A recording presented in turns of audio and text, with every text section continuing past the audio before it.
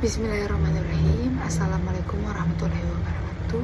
Perkenalkan, saya Arina Rabitul Rizkia dengan NPM 201111046 dari kelas B Manajemen semester 4. Di sini saya akan mempresentasikan sedikit terkait dengan materi saya, itu obligasi.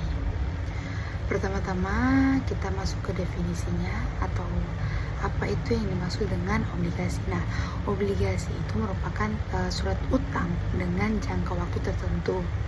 Jadi itu bisa jangka panjang maupun jangka pendek.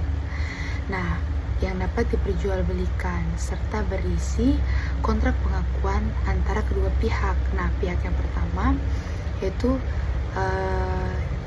penerbit obligasi atau pinjaman yang diterima oleh penerbit. Nah, pemberi pinjaman ini adalah sebagai pemodal. Jadi, penerbit itu orang yang meminjam atau orang yang mengutang. Kalau pemodal berarti mereka yang memberikan pinjaman tersebut. Nah, obligasi ini merupakan salah satu investasi efek berpendapatan tetap, bertujuan untuk memberikan tingkat pertumbuhan nilai investasi yang relatif stabil. Berikutnya kita masuk pada jenis-jenis obligasi. Nah, obligasi ini terdiri dari banyak pihak. Nah, yang pertama dari sisi penerbit atau pihak penerbit. Itu terbagi menjadi 3. Di sini teman-teman bisa lihat ada obligasi korporasi, obligasi pemerintah, dan obligasi daerah. Nah, yang pertama di sini adalah obligasi korporasi. Nah, obligasi korporasi ini merupakan surat utang yang diterbitkan oleh perusahaan swasta atau perusahaan milik negara, salah satunya itu BUMN. Nah, yang kedua di sini merupakan obligasi pemerintah. Tentunya berarti diterbitkan oleh pemerintah, surat utang yang diterbitkan oleh pemerintah. Nah, di sini di Indonesia ini obligasi jenis pemerintah ini diterbitkan setiap 1 tahun sekali oleh ORI, di mana ORI adalah obligasi negara retail. Nah, pertama diterbitkan yaitu Agustus tahun 2006. Setelah itu adalah obligasi daerah. Nah, obligasi daerah ini merupakan surat utang yang diterbitkan oleh pemerintah daerah. Tujuannya untuk membantu pemerintahan daerah dalam melakukan pembangunan. Berikutnya kita berdasarkan nominalnya atau dari sisi nominal itu. Ini terbagi menjadi 2, yaitu konvensional dan retail. Obligasi konvensional itu merupakan obligasi atau surat utang dengan nominal yang sangat besar, di mana nominalnya itu kurang lebih 1 miliar rupiah per slotnya. Nah, untuk obligasi retail yang merupakan surat utang yang mempunyai nominal yang kecil, kebalikan dari obligasi konvensional, di mana dia punya contoh itu seperti misalnya 1 juta atau di atas 1 juta dan sebagainya. Berikutnya kita masuk ke sisi bunga atau berdasarkan bunganya.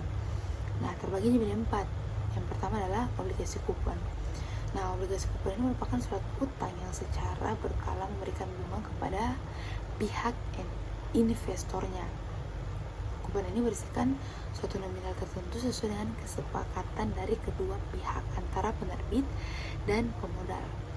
Terus yang kedua itu zero coupon bond. Di sini merupakan surat utang tanpa bunga dan tidak harus dibayarkan secara berkala.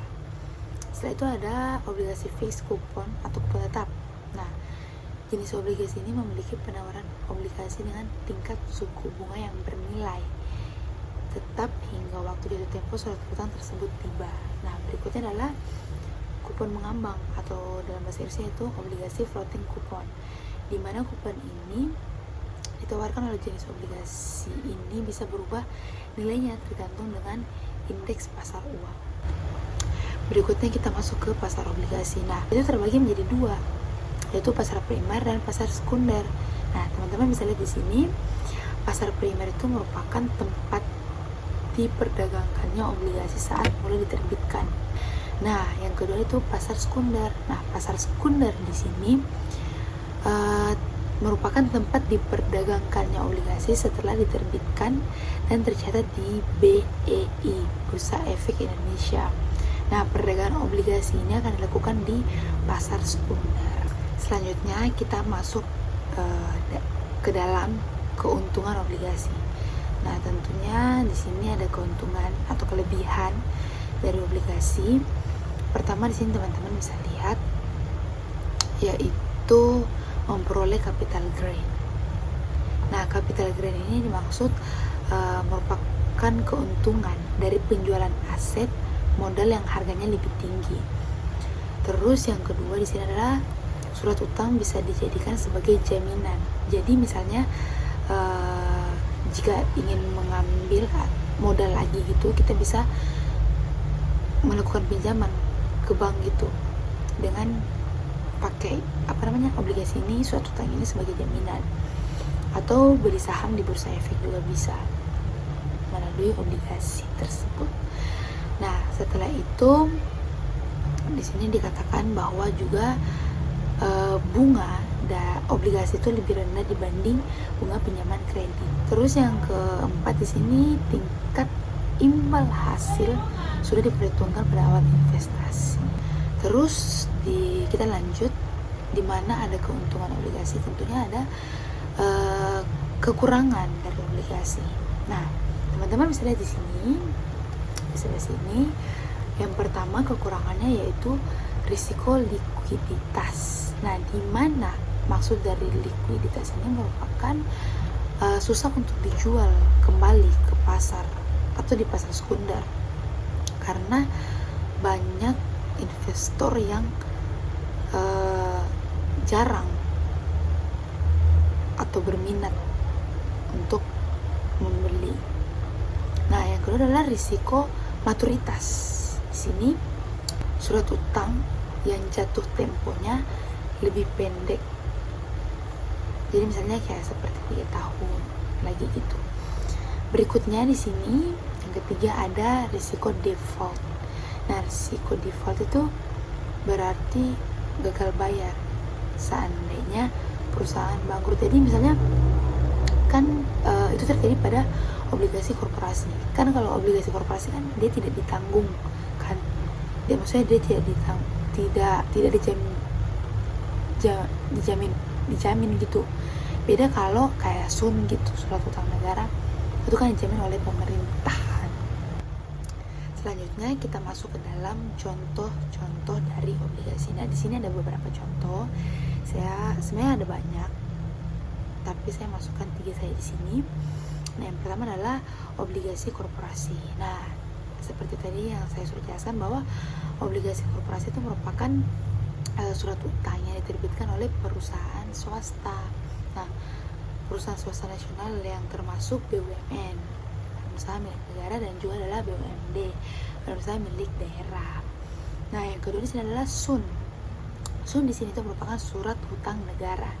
Sudah pasti berarti maksudnya sudah pasti dijamin atau diterbitkan lah oleh negara, oleh pemerintahan. Nah, di mana sesuai dengan Undang-Undang Nomor 42 Tahun 2002. Setelah itu, contoh yang ketiga adalah SBSN, surat berharga syariah negara. Nah, di mana SBSN ini merupakan surat berharga atau surat utang yang diterbitkan oleh pemerintah berdasarkan dengan syariah atau syariat Islam sesuai dengan Undang-Undang Nomor 19 Tahun 2008 tentang surat berharga syariah negara, yaitu SBSN. Nah, tadi adalah penjelasan singkat atau pemaparan sedikit dari saya tentang atau mengenai dengan obligasi. Jadi sekian dari saya. Jika ada salah kata atau kekurangan dalam penjelasan saya, mohon maaf. Sekian dan terima kasih. Wassalamualaikum warahmatullahi wabarakatuh.